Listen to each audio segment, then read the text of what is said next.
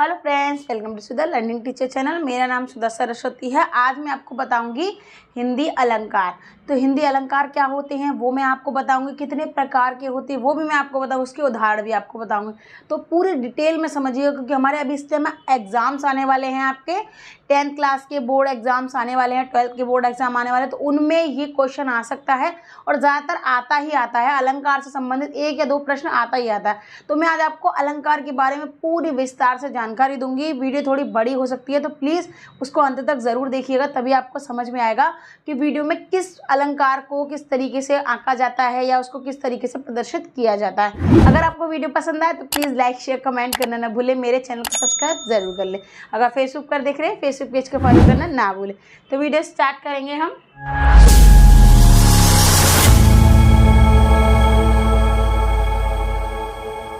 देखिए, मैंने आपको बताया कि सबसे पहले हम क्या बताएंगे आपको, अलंकार। तो सबसे पहली बात है कि अलंकार की परिभाषा यानी कि डेफिनेशन होती है। आप देखिए यहाँ पर हम सीधे सीधे देखिए अलंकार, ठीक है। अब देखिए क्या अलंकार, अब अलंकार क्या होता है, इसकी आप जो डेफिनेशन यानी कि जो परिभाषा होती है वो आपको समझनी बहुत ज़रूरी है, ठीक है। तो जैसे कि आप देखिए इसकी परिभाषा समझिए कि जो शब्द काव्य की शोभा या सुंदरता को बढ़ाते हैं या बढ़ाने में कार्यरत होते हैं उसे अलंकार कहते हैं, ठीक है। देखिए अब इसका डेफिनेशन में समझ लीजिए आप कि जो शब्द काव्य की शोभा या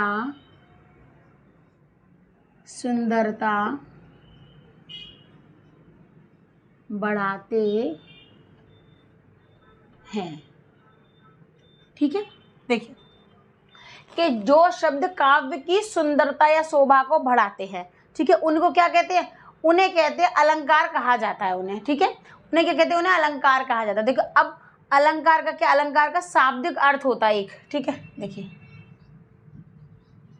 देखिए सबके अलग अलग अर्थ होते हैं, सारी चीजें होती है, वो आपको ध्यान रखना। देखिए अलंकार का शाब्दिक अर्थ, ठीक है। अलंकार का शाब्दिक अर्थ बहुत इंपॉर्टेंट है, वो आपको बहुत अच्छी तरीके से आपको समझ लेना है, ठीक है। वो क्या है, आभूषण। आभूषण का मतलब क्या होता है, जैसे कि गहने समझ लीजिए, आपके लेडीज गहने वगैरह जो पहनती है तो एकदम सुंदर दिखती है, अच्छी दिखती, सारी चीजें करके। तो वो यही चीज है कि काव्य में आभूषण का काम करता है, ये अलंकार काव्य में आभूषण का काम करता है, ठीक है। अब देखिए कि अलंकार 2 शब्दों से मिलकर बना हुआ है, ठीक है। अलंकार 2 शब्दों से मिलकर बना है, ठीक है। अलंकार 2 शब्दों से मिलकर बना हुआ है, ठीक है। तो एक हो जाएगा हमारा अलम, एक हो जाएगा अलम प्लस दूसरा हो जाएगा कार, ठीक है। देखिए जैसे कि एक हो जाएगा अलम प्लस कार, ठीक है, अलंकार। तो आप इसको इस तरीके से पढ़ सकते हो। तो यहाँ पर अलम का अर्थ क्या हो जाएगा, यानी कि अलम जो दिया है इसका अर्थ क्या हो जाएगा, देखिए अलम का अर्थ, यहाँ अलम का अर्थ क्या हो जाएगा, अलम का अर्थ हो जाएगा आभूषण, आभूषण, ठीक है। सीधे सीधा बात समझ लीजिए कि जो शब्द काव्य की शोभा या सुंदरता बढ़ाते हैं उन्हें अलंकार कहते हैं। जैसे कि जो गहने जेवर आभूषण होते हैं महिलाओं की सुंदरता को बढ़ाते हैं, तो वो इस तरीके से ये अलंकार क्या होते हैं, काव्य यानी कहानियों के, कविता के जो होते हैं उनकी आभूषण होती है, ठीक है। तो ये देखिए यहाँ पर आपने इसका अर्थ समझ लिया, इसकी परिभाषा समझ लिया आपने बहुत अच्छी तरीके से, ठीक है। अब हम आपको बताएंगे अलंकार कितने प्रकार के होते हैं, ठीक है। देखिए अलंकार कितने प्रकार के होते देखिए अलंकार कितने प्रकार के होते हैं, तो आपको क्या करना है, आपको देखिए ध्यान से देखिएगा कि अलंकार हमारे कितने होते हैं। अलंकार होते हैं 3 प्रकार के अलंकार होते हैं। पहला होता है शब्द अलंकार, ठीक है। दूसरा क्या होता है आपका अर्थ अलंकार। तीसरा होता है आपका उभयालंकार, ठीक है। देखिए सबसे पहला नंबर देखिए आप, होता है शब्दालंकार, ठीक है। शब्द प्लस अलंकार इक्वल टू शब्दालंकार, ठीक है। अब देखिए इसका दूसरा वाला देखिए, दूसरा वाला क्या होता है अर्थालंकार। क्या होता है अर्थालंकार, अर्थालंकार।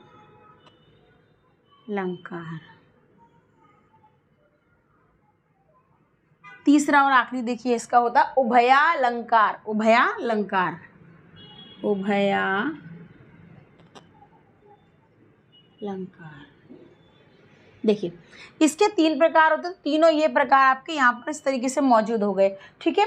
अब आप देखिए एक अलंकार के कुछ उदाहरण होते हैं, ये जो अलंकार होते हैं इनके कुछ उदाहरण होते हैं, तो वो ध्यान से देखिएगा आप। देखिए शब्दालंकार के क्या होते हैं, शब्दालंकार के होते हैं, देखिए पहले आप इस समझिए, उसके बाद में आपको उसकी डेफिनेशन आपको समझा दूंगी, ठीक है। देखिए इसका होता है अनुप्रास, ठीक है, अनुप्रास होता है। दूसरा क्या होता है यमक होता है। क्या होता है यमक होता है, यमक।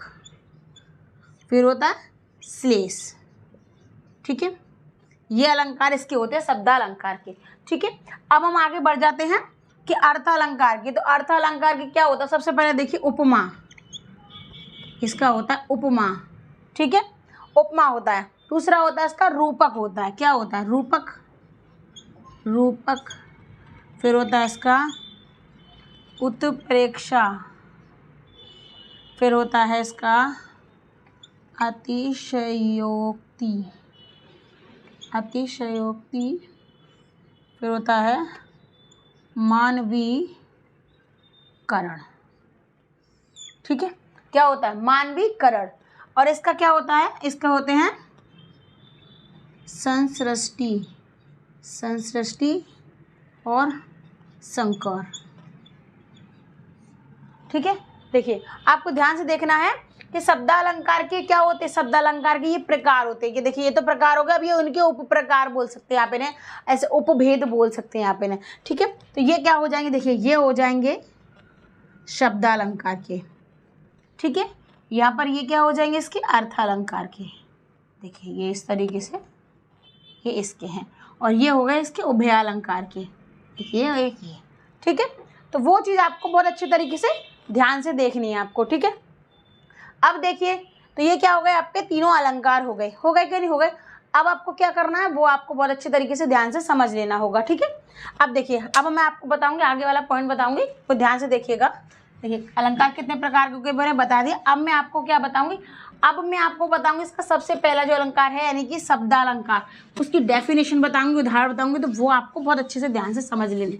अभी एग्जाम्स आने वाले हैं तो उसकी तैयारी बहुत अच्छे तरीके से कीजिए आप, हर चीज़ जड़ से तरीके से कीजिए, ठीक है, ताकि आपको याद करने में भी दिक्कत नहीं आनी चाहिए, कोई परेशानी आपको नहीं होनी चाहिए, क्योंकि बोर्ड एग्जाम है आपका, तो वो आपको क्या करना है ध्यान से समझ लेना है, ठीक है। अब देखिए अब यहाँ हमने देख लिया, अभी हमने देखा, आपको बताया कि 3 प्रकार होते हैं, उनके भी कितने कितने प्रकार होते हैं वो मैंने आपको बताया। अब मैं आपको सबसे पहला पॉइंट बताऊँगी शब्दालंकार, ठीक है। देखिए सबसे पहले हम इसका सबसे पॉइंट बताएंगे आपको, शब्दालंकार, ठीक है। देखिए अब यहाँ पर देखिए ये शब्दालंकार मैं आपको बताऊंगी, तो यहाँ पर आपको क्या करना है कि शब्द और अलंकार, शब्द और अलंकार क्या होता है, शब्द और अलंकार के संयोजन से बना होता है, ठीक है। देखिए शब्द और अलंकार के संयोजन, ठीक है, संयोजन से बना होता है, ठीक है, होता है। अब हम इसकी डेफिनेशन समझेंगे, ये सीधे सीधे सब शब्द और अलंकार के संयोजन से बना होता। अब आप इसकी डेफिनेशन समझिए। देखिए जैसे कि क्या होता है कि शब्द के 2 जो प्रमुख होते हैं, शब्द के जो प्रमुख रूप होते हैं वो कौन से होते हैं, एक होता है ध्वनि, दूसरा होता है अर्थ होता है। क्या होता है देखिए देखिए मैं आपको बताऊं, शब्द के प्रमुख रूप, ठीक है। शब्द के प्रमुख रूप कौन से होते हैं? देखिए, एक होता है ध्वनि, दूसरा होता है अर्थ। ये इंपॉर्टेंट है, मैं आपको शॉर्ट तरीके से बता रही हूँ आपको समझ में आ जाने के लिए, इसलिए शॉर्ट तरीके, आप इसको लॉन्ग कर सकते हैं, ठीक है। अब देखिए फिर क्या करेंगे हम इसको, देखिए हमने क्या लिख दिया, शब्द के प्रमुख रूप होते कितने होते हैं? 2 रूप होते हैं। तो यहाँ पर क्या देगा, ध्वनि और अर्थ। अब देखिए क्या दिया हुआ है कि रचना ध्वनि के आधार पर की जाती है। इसकी रचना ध्वनि के आधार पर अलंकार विशेष शब्द से, जो अलंकार के जो विशेष शब्द होते हैं, कुछ इंपोर्टेंट जो शब्द रहते हैं, उनकी स्थिति में रहकर उस शब्द को अस्तित्व बनाते हैं। लेकिन क्या होता है, जो अलग तरीके से जो पर्यायवाची शब्द होते हैं वहां पर अगर आपने लगा दिए, या कि कोई दूसरा शब्द अगर आपने वहां लगा दिया, तो शब्द का महत्व क्या होता है, शब्द का महत्व पूरा खत्म हो जाता है, यानी शब्द का महत्व बिल्कुल चेंज हो जाता है, ठीक है। तो आप इस तरीके से, आपको 2-4 शब्द में इसको इस तरीके से लिख सकते हैं, ठीक है। अब देखिए, अब यहाँ लिखेंगे हम इसके प्रकार लिखेंगे इसका, ठीक है। इसका फर्स्ट प्रकार देखिए, सबसे फर्स्ट नंबर होता है अनुप्रास, ठीक है। देखिए अनुप्रास, अब अनुप्रास में क्या करना है हमको, अनुप्रास में आपको डेफिनेशन समझनी है, सीधी सीधी बात है, आपको डेफिनेशन समझ लेनी है। देखिए जैसे कि कविता या गीत में एक ध्वनि की पुनरावृत्ति, ठीक है। देखिए कविता या गीत में एक ध्वनि की पुनरावृत्ति। अब देखिए कि कविता या गीत, यानी कोई कविता है, कोई गाना है, कोई गीत भी है, ठीक है। तो देखिए वो क्या है कि मैं एक ध्वनि होती है, उसकी क्या हो जाती है यहाँ पर, उसकी पुनरावृत्ति, यानी उसको बार बार इस्तेमाल किया जाता है। तो आप देखिए सीधी सीधी बात है, आप इसको उदाहरण से समझेंगे, क्योंकि ये कुछ ऐसी चीज़ें होती हैं, हिंदी हमारी बहुत डिफिकल्ट होती है, लगती है बट हमारी डिफिकल्ट बहुत होती है। इसको आप उदाहरण के थ्रू आप इसको बहुत अच्छे तरीके से समझ सकते हैं। जैसे कि चांद चमकता चांदनी रात में, इसका एक उदाहरण है। देखिए जैसे कि चांद चमकता चांदनी रात में, ठीक है, कि चांद चमकता चांदनी रात में। तो ये आपको यहाँ पर ध्यान रखना। अब यहाँ पर देखिए, यहाँ पर क्या है, यहाँ पर सिर्फ पुनरावृत्ति हो रही है, किस किस की हो रही है, देखिए च, यानी इसकी क्या हो रही है, पुनरावृत्ति हो रही है। तो ये आपका यहाँ पर इस तरीके से इसकी डेफिनेशन आप ऐसे लिख सकते हैं। इसको आप चाहे तो थोड़ा बड़ा करके आप इसको आराम से लिख सकते हैं, ठीक है। अब देखिए आप इसके उपभेद देखिए, उपभेद, यानी कि देखिए एक चीज़, सबसे इंपॉर्टेंट चीज़ यहाँ पर यही चीज़ तो देखने की है आपकी। देखिए यहाँ पर इसका प्रकार ये है और इसके अंदर भी प्रकार है ये, ठीक है, यानी प्रकार के अंदर प्रकार है। तो वो आपको बहुत अच्छे तरीके से ध्यान से आपको समझ लेना होगा। तो देखिए सबसे पहला प्रकार देखेंगे आप, सबसे पहला प्रकार क्या है हमारा, कि छेकानुप्रास। देखिए छेकानुप्रास,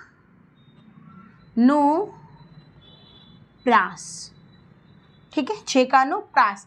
अब इसका दूसरा क्या है, देखिए अब इसका दूसरा देखिए व्रतानुप्रास।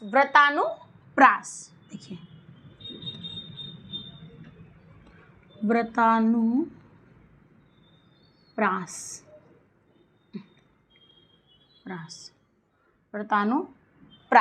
ठीक है। अब देखिए यहाँ पर देखिए थर्ड वाला पॉइंट देखिए, इसका इनके नाम थोड़े से डिफिकल्ट है, जो आपको याद करने में थोड़ी दिक्कत आएगी, बट आपको ध्यान से इसको याद कर लेना है, ठीक है। थर्ड नंबर देखिए लोटानुप्रास, ठीक है, लोटानुप्रास। अब देखिए 4 नंबर देखिए, इसके 5 भाग हैं, देखिए 5 पॉइंट है इसके, ठीक है। अब ये क्या हो जाएगा, देखिए ये हो जाएगा हमारा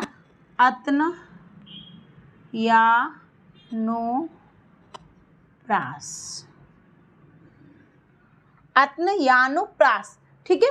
अब देखिए 5वां वाला क्या हो जाएगा, 5वां वाला हो जाएगा श्रुत्यानुप्रास। देखिए श्रुत्यानुप्रास, ठीक है।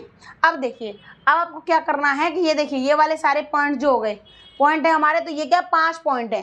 तो आपको ये पांचों पॉइंट आपको ध्यान समझने में, इनके बारे में आपको छोटे छोटे डेफिनेशन है, तो वो मैं आपको शॉर्ट तरीके से आपको बता देती हूँ, ठीक है। तो वो आपको ध्यान से रखनी है, समझ लेनी है अच्छे तरीके से। ये सबको मैं आपको डेफिनेशन शॉर्ट तरीके से लिखवाऊंगी, आपको सिंपल तरीके से आपको लिखवाऊंगी, तो वो आपको क्या करना है, आपको बहुत अच्छे तरीके से समझ लेनी है, ठीक है। देखिए सबसे पहला उपभेद है, तो उपभेद में जो सबसे पहला है वो क्या है हमारा, वो है हमारा छः का अनुप्रास, ठीक है। छः का अनुप्रास, ठीक है, छः का अनुप्रास। देखिए छः का अनुप्रास अलंकार, तो अब इसकी डेफिनेशन आप समझ लीजिए, बहुत छोटी सी डेफिनेशन है इसकी। तो पहले आपको क्या करना है, आपको डेफिनेशन छोड़िए, आप सीधा सीधा उदाहरण देखिए, इन सबके उदाहरण आपको बताऊंगा, उदाहरण के साथ बताऊंगा, आपको सीधे सीधे समझ में आ जाएगा। तो इसका उदाहरण देखिए, रीझी रीझी, ये क्या उदाहरण है, आपको उदाहरण के थ्रू में आपको सारी चीजें समझा दूंगी, ठीक है। रीझी रीझी रस्सी हंसी हंसी उठे, देखिए रस्सी हंसी हंसी उठे, ठीक है।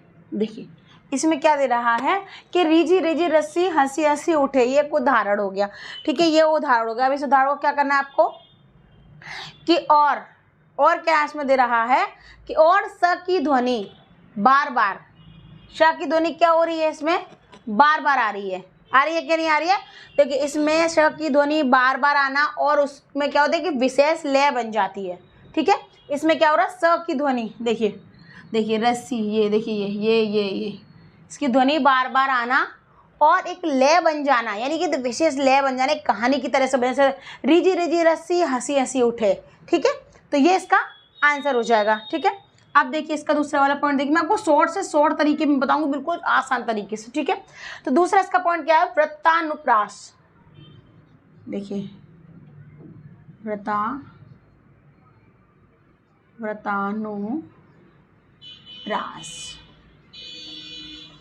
ठीक है, वृत्तानुप्रास। अब इसका देखिए, अब आप इसका दूसरा वाला पॉइंट समझिए, ठीक है। दूसरा आपको पॉइंट समझना है तो क्या है, देखिए इसका दूसरा पॉइंट है कि चामर सी चंदन सी, चामर सी चंदन सी चांद सी, देखिए चामर सी चंदन सी चांद सी, ठीक है। देखिए चामर सी चंदन सी चांद सी चांदनी जैसी, चांदनी जैसी चारू चंद्र, ठीक है। देखिए ऐसे ऐसी का देखिए चांदनी जैसी चारू चंद्र, चांदनी जैसी चारू चंद्र सुहार है, सुहार है, ठीक है। अब देखिए यहाँ पर क्या आपको देखना है कि एक ही जो व्यंजन है हमारा, एक ही जो व्यंजन है वो बार बार प्रयोग हो रहा है, एक ही जो व्यंजन है बार बार प्रयोग हो रहा है, और एक काव्य में मिठास आ रही है, ठीक है। देखिए जैसे कि आप सीधे सीधे देखिए व्यंजन क्या है, यहाँ पर हमारा चा है, च च च च च और ये छ, देखिए ये व्यंजन है, इसकी बार बार एक तरह से बार बार इसका प्रयोग हो रहा है, और काव्य में मिठास आ रही है, अच्छी सी कविता बन के आ रही है, ठीक है। अब देखिए इसका पॉइंट नंबर 3 देखिए, तो ये आपका इस तरीके से स्पष्टीकरण आप इसका लिख सकते हैं। अब इसका स्पष्टीकरण में सीधे सीधे लिख सकते हैं कि एक ही व्यंजन को बार बार प्रयोग हो रहा है, काव्य में मिठास आ रही है, ठीक है। आप ऐसा इसको लिख सकते हैं। अब तीसरा वाला पॉइंट देखिए, तो तीसरा वाला पॉइंट क्या हो जाएगा, तीसरा वाला पॉइंट है हमारा के लौटनुप्रास,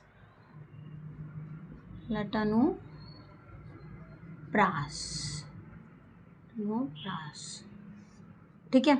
अब देखिए वो आपको क्या करना है कि लाटनुप्रास अलंकार हो जाएगा हमारा, ठीक है। तो देखिएगा अब इसका पॉइंट, इसके यानी कि इसका उदाहरण समझ लीजिए। इसका उदाहरण है कि तेग बहादुर हाँ वे ही थे गुरु, ठीक है। देखिए जैसे कि तेग बहादुर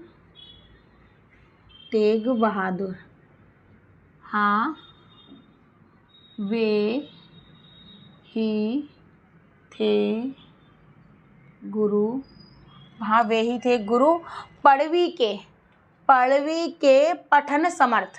ठीक है, देखिए पढ़वी ही के पठन समर्थ। देखिए ये हिंदी के श्लोक जो रहते हैं ना थोड़े डिफिकल्ट रहते हैं, आपको ध्यान रखना है कि देखिए तेग बहादुर हाँ वे ही थे गुरु पढ़वी के पठन समर्थ।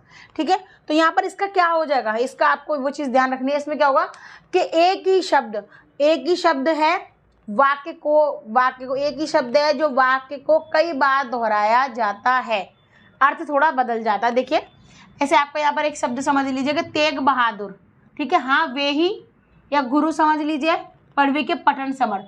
ठीक है, यहाँ पर क्या है कि शब्द का मतलब वही है, शब्द वही है, एक तरह से अर्थ इनके अलग अलग कर दिए गए हैं। ठीक है, कि यहाँ पर अलग है, यहाँ पर अलग है, यहाँ अलग है और यहाँ पर इसका अलग हो गया है। ठीक है, तो देखिएगा अब नेक्स्ट देखिए इसका पॉइंट नंबर 4 देखिए।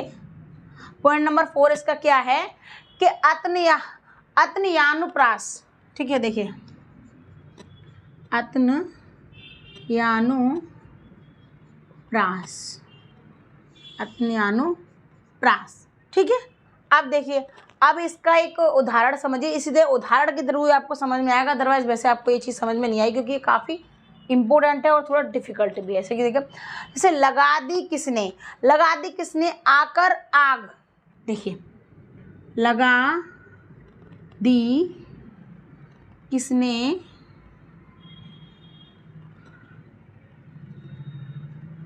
आकर आग, लगा दी किसने आकर आग। ठीक है, लगा दी किसने आकर आग, कहाँ था संशय के नाग। देखिए कहाँ था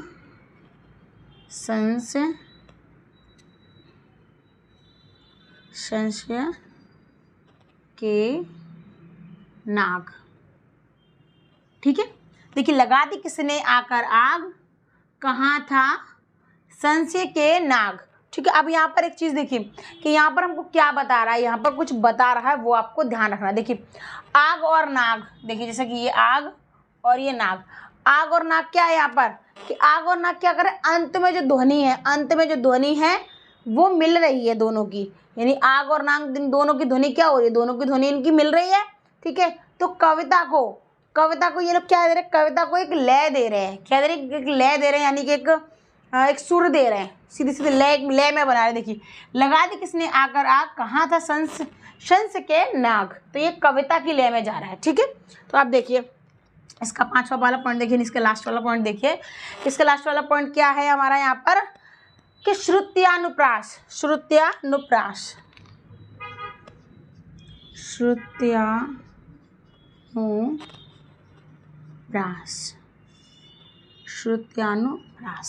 ठीक है, अब श्रुत्यानुप्रास तो वो आपको बहुत अच्छे से समझ लेना। तो देखिए हम यहाँ लिखेंगे कि दिनांक था थे दीनानाथ डूबत।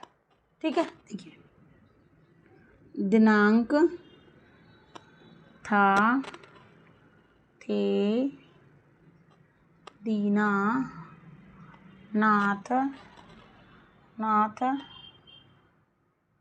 डूबते सधेनु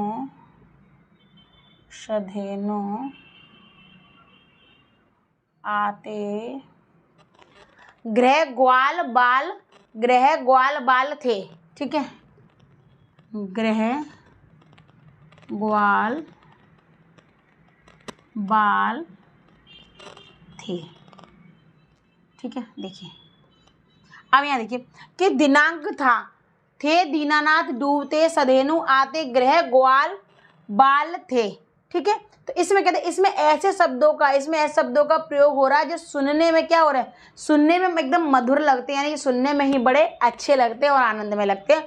तो उनकी ध्वनियों की पुनरावृत्ति हो रही है यहाँ पर, उन ध्वनियों के जो सुनने में अच्छे लगते हैं, जैसे कि दिनांक था थे दीनानाथ डूबते सधेनु आते, यानी कि सीधी बातें या कृष्ण जी के बारे में हो रही है, पूरी बात कृष्ण जी के बारे में यहाँ पर हो रही है। तो ये बार बार उसका रिपीटेशन यहाँ पर चल रहा है। ठीक है, अब आगे देखेंगे अनुप्रास अलंकार के बाद उसका दूसरा अलंकार देखेंगे।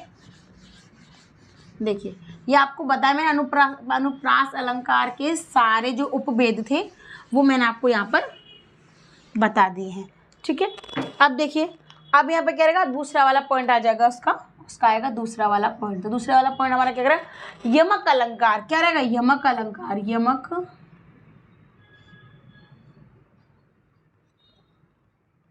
अलंकार। ठीक है, देखिए यहाँ पर देखिए कि यमक अलंकार। तो अभी हम यमक अलंकार के बारे में छोटी छोटी सी बातें समझ लीजिए कि यमक अलंकार जो होते हैं वो क्या होते हैं, कि जब किसी एक ही शब्द का प्रयोग एक वाक्य में एक से अधिक बार होता है और उसका अर्थ क्या होता है, अलग अलग होता है। ठीक है, अब देखिए सीधे सीधे समझिए,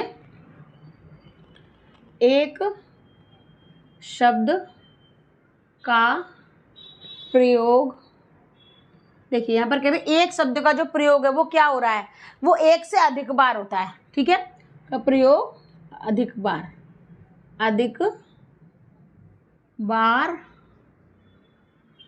और क्या, देखिए यहाँ पर देखिए अर्थ अलग।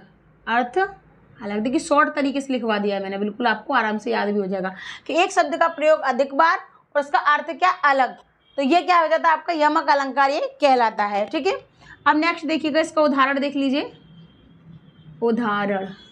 ठीक है, तो इसका उदाहरण क्या होगा, इसका उदाहरण होगा कि प्यारा प्यारा है प्यारा, प्यारा प्यारा है प्यारा, यही सच्चा है प्यारा। ठीक है, देखिए प्यारा प्यारा है प्यारा, यही सच्चा है प्यारा। ठीक है, देखिए प्यारा प्यारा, ये यहाँ से यहाँ पर इसका पॉइंट है। देखिए अब उसको ध्यान समझना है आपको कि प्यारा प्यारा है प्यारा, यही सच्चा है प्यारा। तो यहाँ पर क्या कि प्यारा शब्द दो बार आ रहा है, लेकिन अलग क्या है, उसका अर्थ उसका क्या अलग है। ठीक है, तो ये आपका उदाहरण हो गया। अब देखिए इसका तीसरा वाला पॉइंट देखिए, तीसरा वाला पॉइंट हमारा क्या है, श्लेष अलंकार। क्या है, श्लेष अलंकार। श्लेष अलंकार ये शब्दालंकार के जो है वो है, देखिए श्लेष अलंकार। ठीक है, श्लेष अलंकार। तो देखिए श्लेष अलंकार को क्या कहते हैं, इसकी डेफिनेशन या परिभाषा है वो आप समझ लीजिए कि एक ही शब्द का बार बार प्रयोग और दो या अधिक उसके अर्थ। ठीक है, देखिए एक ही शब्द का बार बार प्रयोग, एक ही शब्द का बार बार प्रयोग, अर्थ अलग। ठीक है, एक ही शब्द का बार बार प्रयोग और क्या अर्थ क्या है, अर्थ क्या हो जाएगा यहाँ पर, अर्थ एक या दो से अधिक अलग अर्थ हो जाएंगे इसके। ठीक है, अर्थ इसके क्या हो जाएंगे, अधिक। ठीक है, अर्थ अधिक।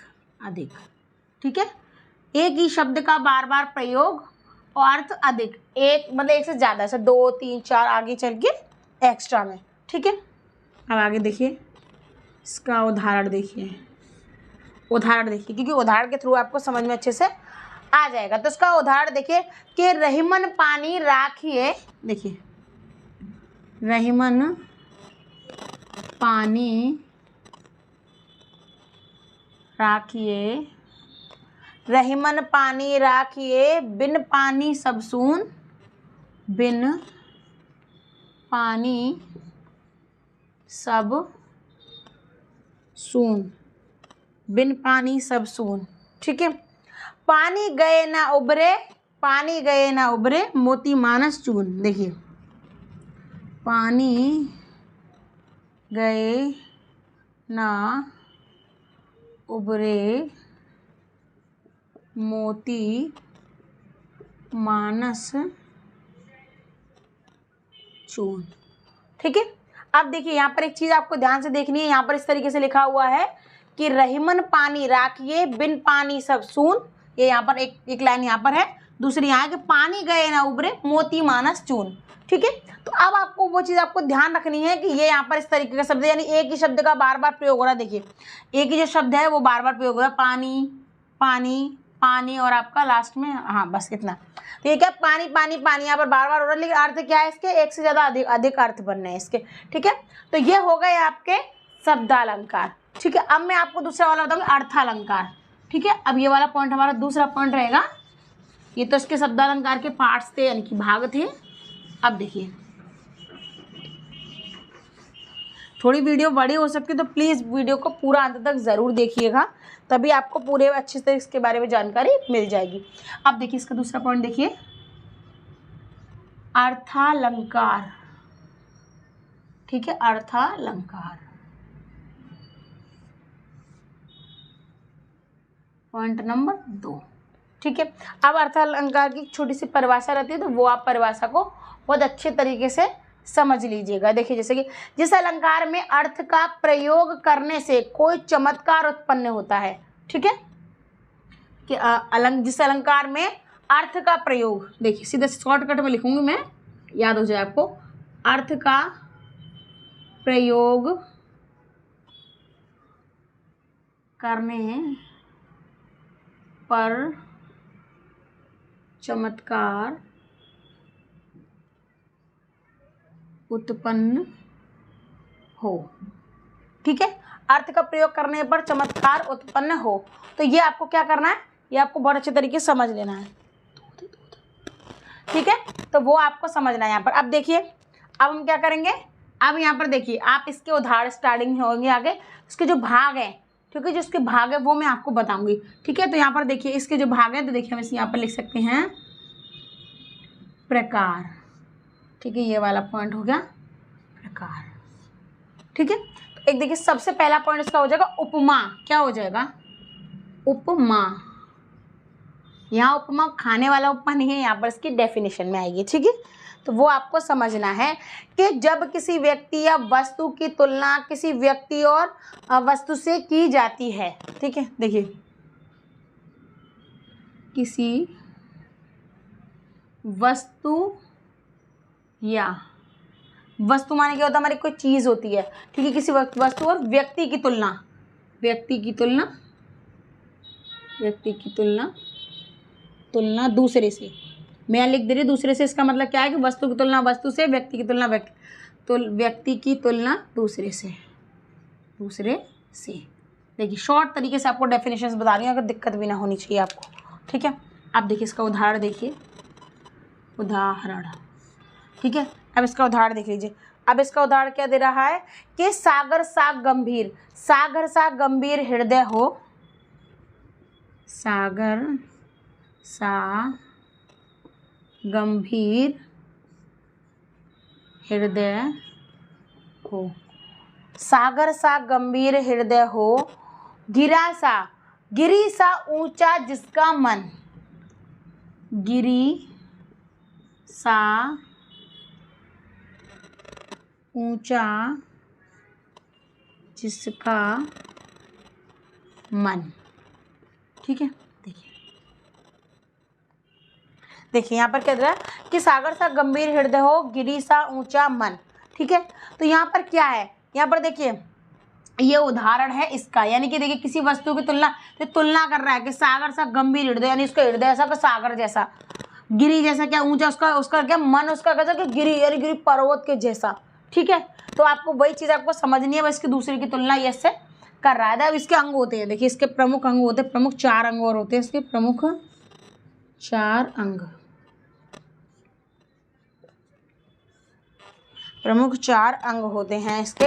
सबसे पहले होता है उपमेय, उपमेय उपमान, उपमेय उपमान, उपमान का है इसका वाचक शब्द, और लास्ट वाला क्या होता है इसका, लास्ट वाला होता है इसका साधारण धर्म, साधारण धर्म।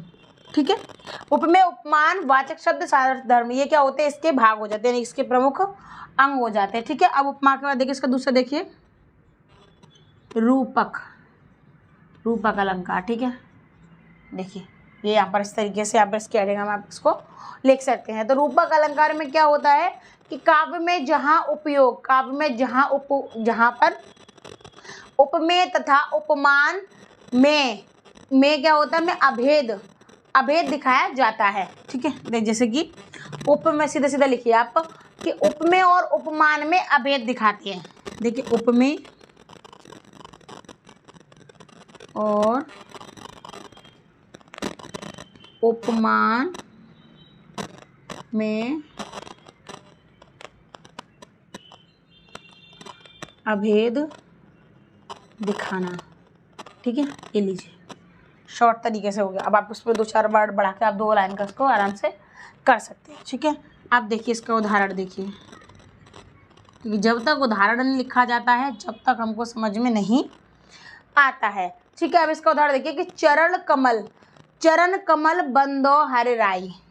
देखिए चरण कमल बंदो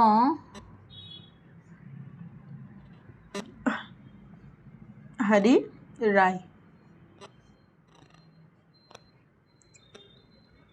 देखिए चरण कमल बंदो हर राई, तो यहाँ पर क्या है, देखिए अब आपको ये चीज़ में, इसमें एक चीज़ यही समझनी है। यहाँ पर क्या है, यह चरण क्या है, उपमान है। चरण क्या, देखिए चरण है उपमान।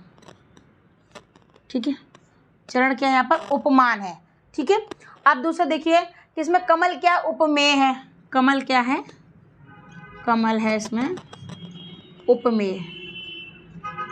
ठीक है, देखिए कि चरण क्या उपमान है, कमल क्या उपमेय है, तो दोनों मिलकर क्या कर, दोनों मिलकर यहाँ पर एक हो गए। क्या हो गए, दोनों मिलकर यहाँ पर एक हो गए हैं। तो वो आपको ध्यान समझ लेना। अब मैं आपको नेक्स्ट वाला पॉइंट बताऊंगी, इसका उत्प्रेक्षा अलंकार, इसी का है अर्थालंकार का। ठीक है, तो ध्यान से देखिएगा।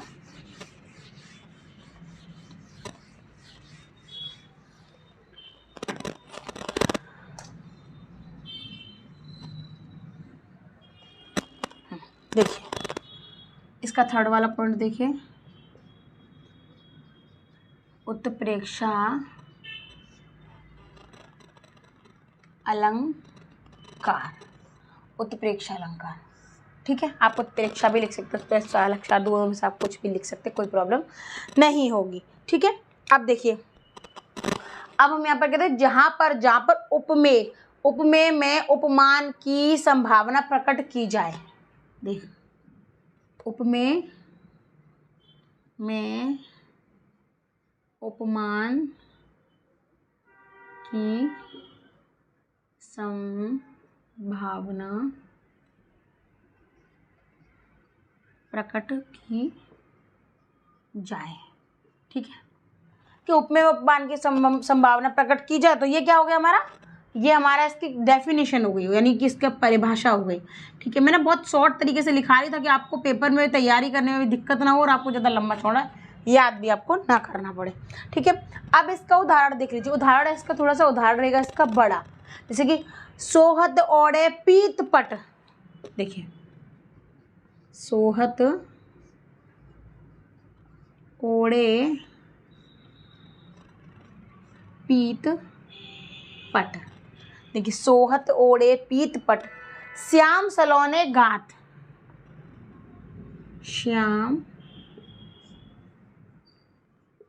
सलोने गात, श्याम सलोने गात, मनो नीलमणि सैल पर। देखिए मनो नीलमणि सैल पर आतपु पर्यो प्रभात। देखिए आतपु पर्यो प्रभात। ठीक है, देखिए उपमेय उपमान की संभावना प्रकट की जा रही है। यहाँ पर उस तरीके से संभावना दिखाई जा रही है कि सोहत ओढ़े पीतपट, श्याम सलोने गात, मनो नीलमणि सैल पर, आतु पर्यो प्रभात। ठीक है, तो ये इसी का इस तरीके से संभावना बताई जा रही है यहाँ पर कि क्या क्या आप कर सकते, क्या क्या हो सकता है। ठीक है। अब इसका देखिए 4 नंबर पॉइंट देखिए, उत्प्रेक्षा के बाद इसका देखिएगा कि अतिशयोक्ति, अतिशयोक्ति, अतिशयोक्ति अलंकार, यहाँ पर सभी इसको लिख सकते हैं। ठीक है। तो ये क्या हो जाता है कि किसी बात को ज़रूरत से ज़्यादा बढ़ा चढ़ाकर कहा जाए। देखिए, किसी बात को ज़रूरत से ज़्यादा बढ़ा चढ़ा कर कहा जाए। ठीक है। अब आपको क्या करना है कि किसी बात की ज़रूरत से ज़्यादा बढ़ा चढ़ाकर कहा जाए। तो आप ध्यान से देखिएगा कि आप किसी चीज़ को आप बढ़ा चढ़ाकर अगर आप लिखते हैं, ठीक है, किसी बात की ज़रूरत से ज़्यादा बढ़ा चढ़ाकर कहा जाए, यानी कोई आप बात है, कितनी सी बात है, आप उसको बढ़ा चढ़ाकर दुगुना चौगुना बोल दे रहे, तो वो इसमें आ जाएगा। ठीक है। देखिए, उसको क्या अतिशयोक्ति कहते हैं। ठीक है, आपको ध्यान रखना है।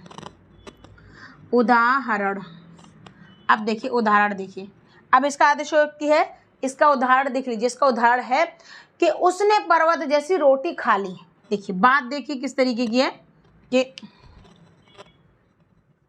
देखिए, इससे लिखें, उसने पर्वत जैसी रोटी खा ली। देखिए उदाहरण में देखिए, क्या आदमी वैसे बोल देता करे उसने प्लेट भर के खा ली, थाली भर के, ऐसा नहीं है कि उसने पर्वत जैसी रोटी खा ली, यानी कि देखो सीधे सीधे बता रहा है किसी बात की ज़रूरत से ज़्यादा उसको बढ़ा चढ़ा कर बोलना। तो ये क्या हो गया, ये इसका उदाहरण हो गया। सीधे सीधे आपको एक अलग ही पहचान हो जाएगी कि ये इसी का उदाहरण है। अब इसी का नेक्स्ट वाला पॉइंट देखिए, मानवीकरण। ठीक है, मानवीकरण, ध्यान से देखिएगा।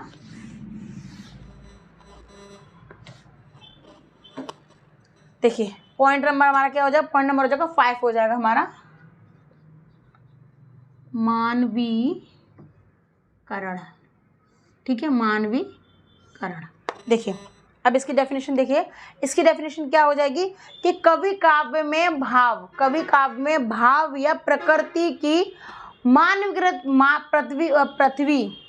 प्रकृति की मानवीकृत कर दे। ठीक है, जैसे कि अब देखिए, कवि क्या कर रहा है, कवि जो क्या कहते हैं, काव्य में जो भाव हो रहा है, देखिए मैं बताऊं आपको, कवि काव्य में जो भाव और प्रकृति में मानवीकृत कर दे। मतलब वो एक सीधा सीधा है कि वो कोई भी ऐसा भाव या कोई भी चीज़ ऐसी है तो उसमें मानवीय कहते नहीं, मानव को उसमें इन्वॉल्व कर दे, इंसान को उसमें इन्वॉल्व कर दे। ठीक है। अब देखिए, इसका उदाहरण देख लीजिए कि उदाहरण, कि जब तक उदाहरण नहीं समझेंगे आपको समझ में इसका नहीं आएगा। तो देखिए, इसका उदाहरण देखिए, इसका उदाहरण क्या हो जाएगा कि बीती विभावरी जागरी। देखिए, बीती विभावरी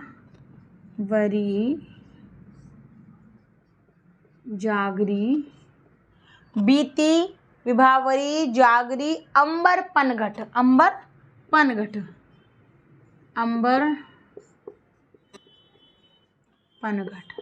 ठीक है, बीती विभावरी जागरी अंबर पनघट में डूबो रही तारा घट उषा नागरी। देखिए, में डूबो रही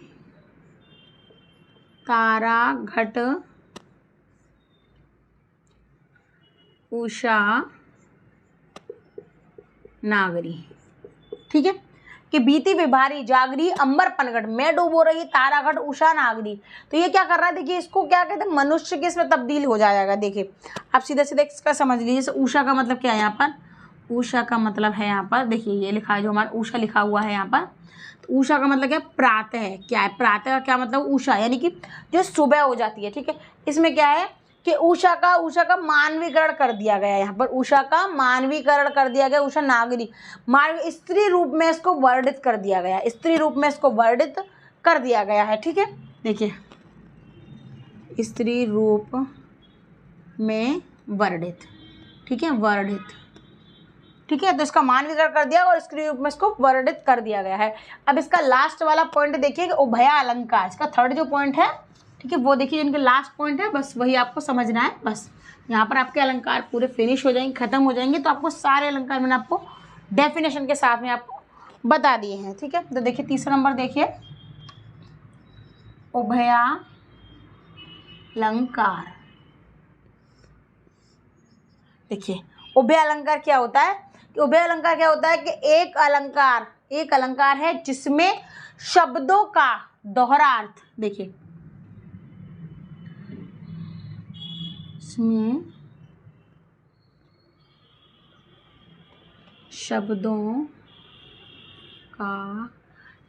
शब्दों का दोहरा अर्थ का मतलब समझते हैं कि दो बार उसका अर्थ, ठीक है, दोहरा अर्थ यानी कि दो अर्थ निकल रहे हों उसके।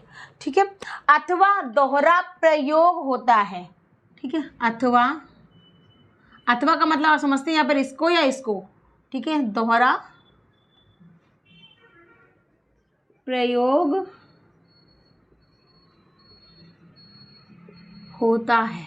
ठीक है, अब आपको क्या करना, ध्यान देना है कि इसमें शब्दों का दोहरा अर्थ अथवा दोहरा प्रयोग होता है, यानी कि आप या तो दोहरा अर्थ हो रहा होगा या दोहरा प्रयोग हो रहा होगा।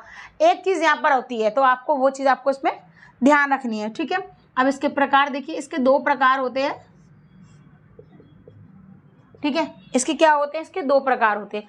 तो एक प्रकार होता है संसृष्टि, देखिए संसृष्टि। ठीक है, ये हो जाता है इसका फर्स्ट नंबर। सेकंड नंबर इसका क्या हो जाएगा, सेकंड नंबर इसका हो जाएगा शंकर।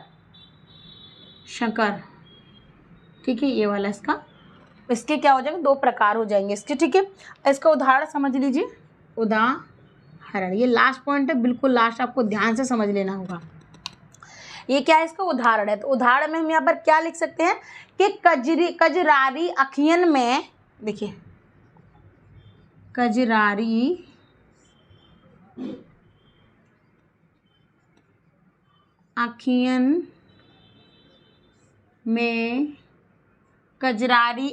में कजरारी ना लखाए,